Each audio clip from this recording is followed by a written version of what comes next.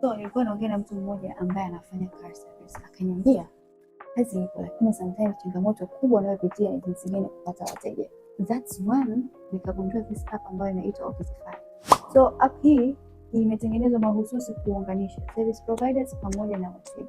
Kama wewe ni fundi wa magari, delivery, appliance repair, unatoa huduma za kielimu, eitherways pia kama wewe you have your own salon, nails and so many other beauty stuffs. Now it's been a very hard for you kutafuta wateja. This is your opportunity, this is your chance to register through this app and connect yourself na wateja. Unachotakiwa kufanya ni rahisi sana. Una download the app through App Store or Play Store.